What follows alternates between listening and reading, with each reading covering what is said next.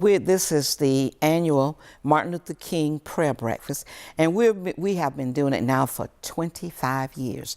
This year is the 25th anniversary, and it's sponsored by the Fayetteville Cumberland County Ministerial Council, of which I am president.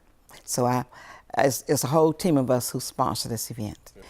It's important because I think we need to continue to remember the life and legacy of King, and not just the man himself, but what he stood for, what he desired for life in America. Particularly when you come down to a community, he often spoke about the beloved community, and his philosophy was that we may have our differences, we may have conflicts, but at the end of the day, we all have to come back to the same community and work together. So that's what I promote, working together and living together in unity.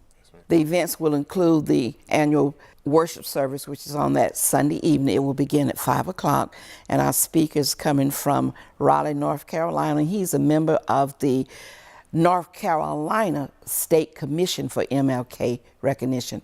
And then on Monday, which this year happens to fall on King's birthday, our speaker will be Bishop Charles Ellis out of Detroit, Michigan, and he's going to bring us the message of keeping the dream alive and coming together in unity and working together. There's a cost for the event. If you purchase a ticket in advance, it's $20, but if you pay at the door, it's $23. But we encourage you to get your ticket up front. We have several confirmed vendors, but one of the vendors is actually PwC, and PwC has been a vendor since we started. I took over, this will make my 5th year, and each year we've held it, PwC has been a vendor. We always try to focus on our youth in the community, and we have the Youth Leadership Council of Fayetteville that will be participating with us. At least 3 of them will be on stage doing something, and the others will act as ambassadors for that day, greeting people and showing them around. And we also will have a spoken word by one of the local students, whoever wins the contest in the community. And I always just like to highlight the young people, because they have to catch the dream.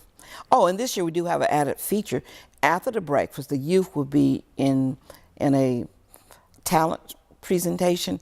It's called Spreading the Dream, and whoever wins the spoken word will be there, and other churches and groups, civic or church, can apply to have their youth group come and perform or do something.